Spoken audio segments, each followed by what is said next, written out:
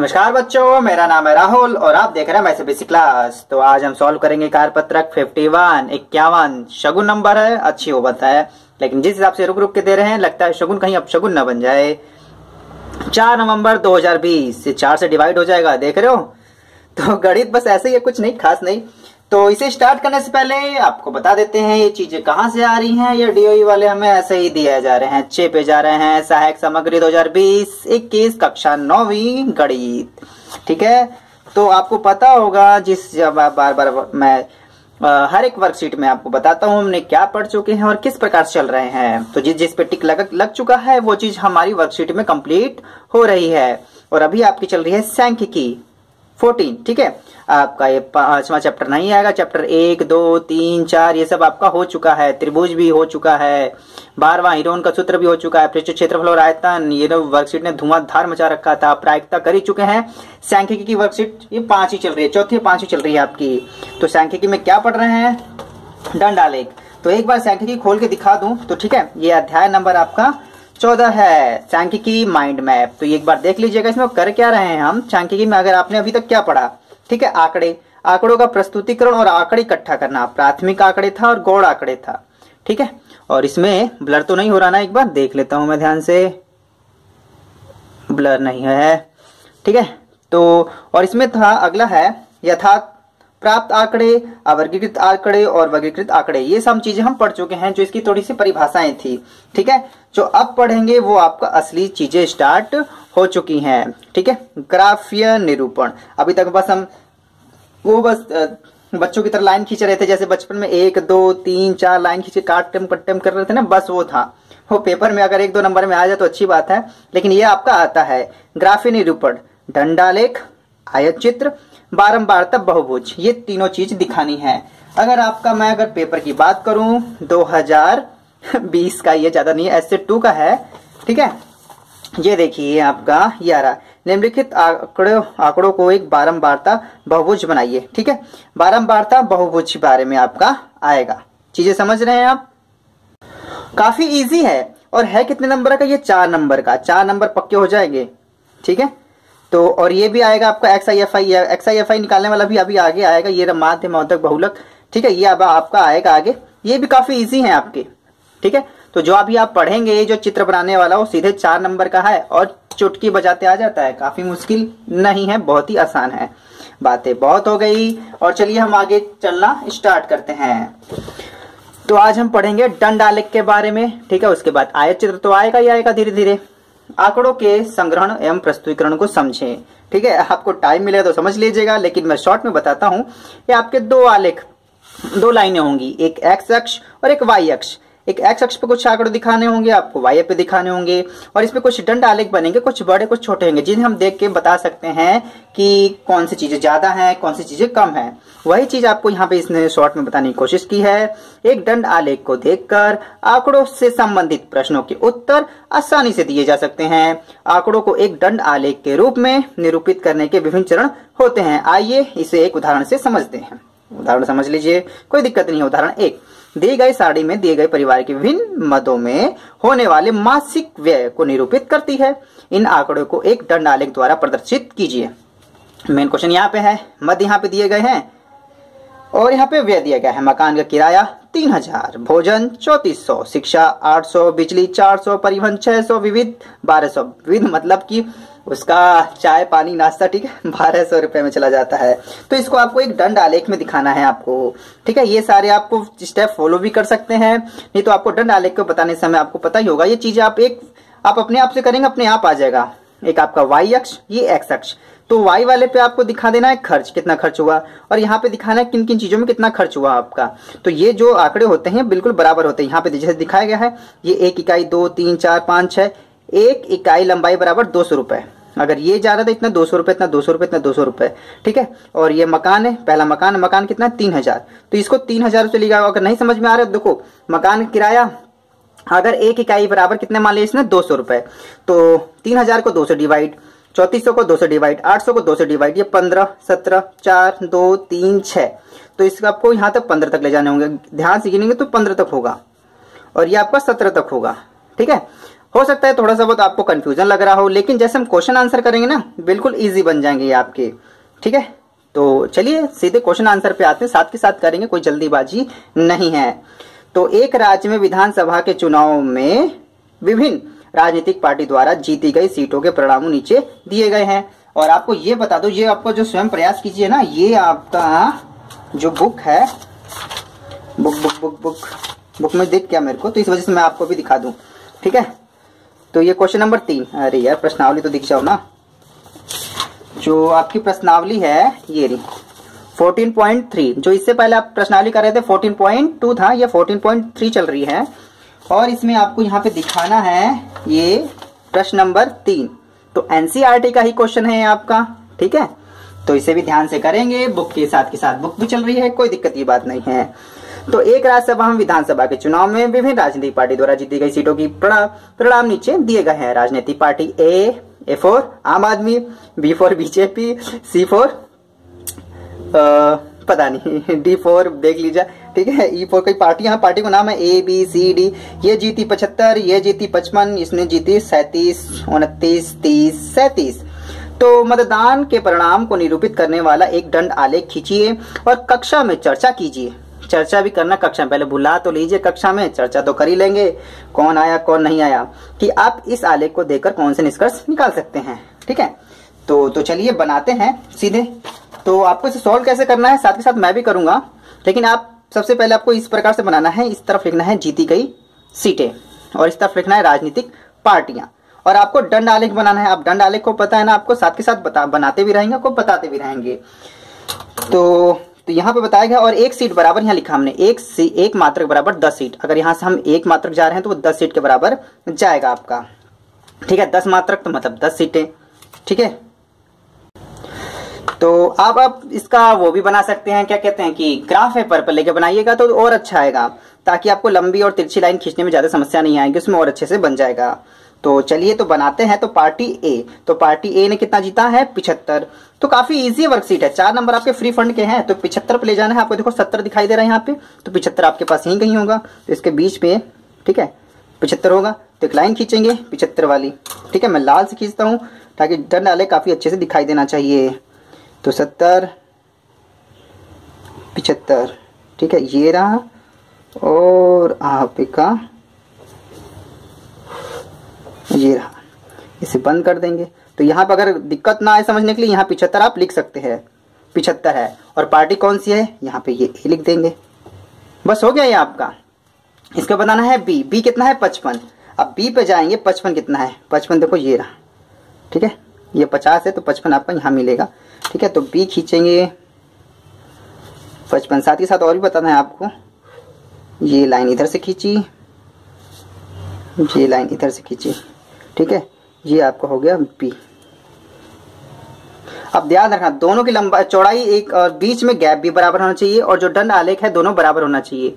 ठीक है, ये देख लो कितना है, जितना ये चौड़ा होगा उतना ही चौड़ा ये होना चाहिए। ठीक है, अगर आपको देखने में समस्या लग रही है तो इसे आप कलर भी कर सकते हैं इस प्रकार से। ड्राइंग ज्यादा अच्छी नहीं है, लेकिन फिर भी कोशिश करेंगे आपको अच्छे से दिखा दे। ठीक है,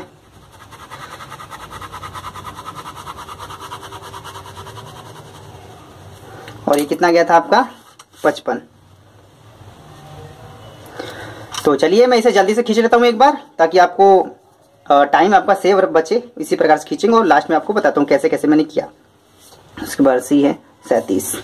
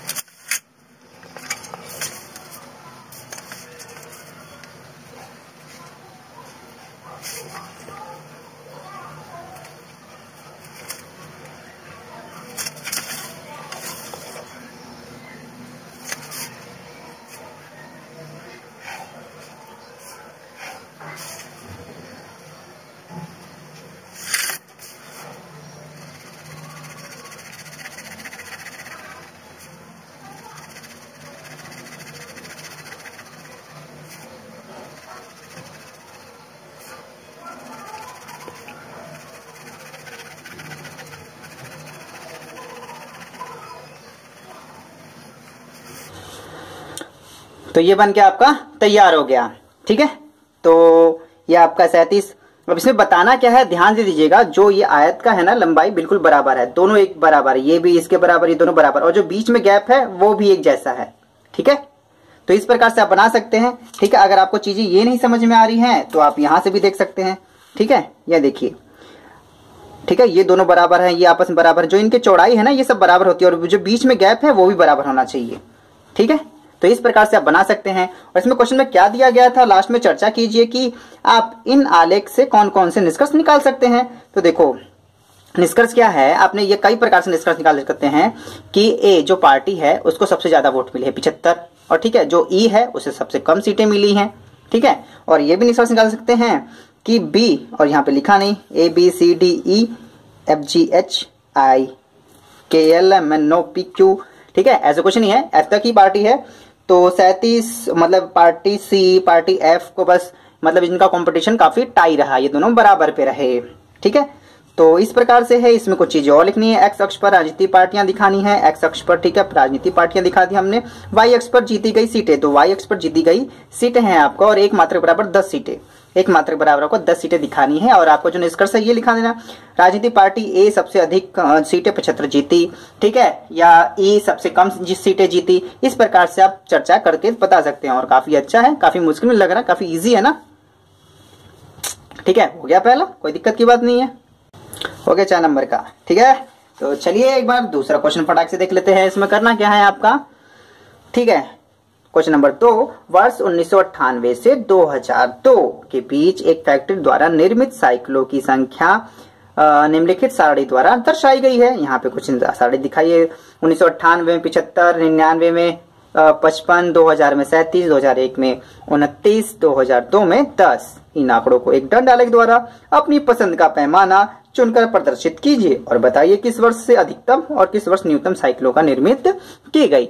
तो आपको अपने हिसाब से आंकड़े लेके बनाने हैं, आप सेम सा बना सकते हैं, अलग से बना सकते हैं, लेकिन 10, 20, 30 आसानी से बन जाता है और देखने में भी सही लगता है। तो हमने भी अब की बार ही उसी को लिया है। ठीक है, यह आपका क्वेश्चन नंबर 2, यह सॉल्व, SOL सॉल्व। ठीक है, तो यहाँ पे इस प्रकार से लिख रहे हैं, निर्मित साइकिलों की संख्या आपको इस प्रकार से हो जाएगी और नीचे हो जाएगा वर्ष। ठीक है, कौन से वर्ष कौन सी बनाएगी।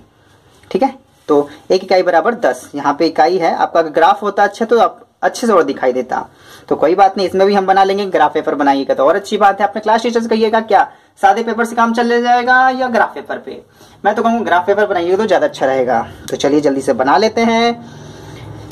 तो इसने क्या कहा था कि 1998 में 75 है, तो जो पहला है दंडालेख 1998 में 75, तो 1998 में 75 सबसे पहला बनाएंगे, 75 तक जाएंगे। 75 कहाँ है आपका, 70, 5, 75, तो यहीं के आसपास मिलेगा आपका।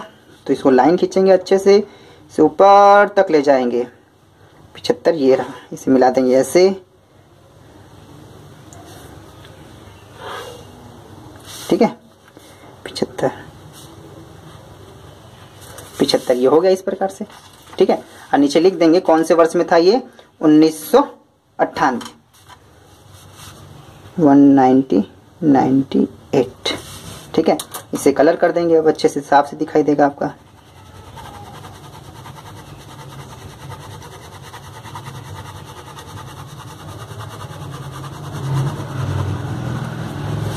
ठीक है, 75। तो चलिए मैं जल्दी से इसे बना लेता हूं, तो आपका टाइम ताकि सेव हो। ठीक है, टाइम इज वेरी इंपॉर्टेंट। तो 1999, 55,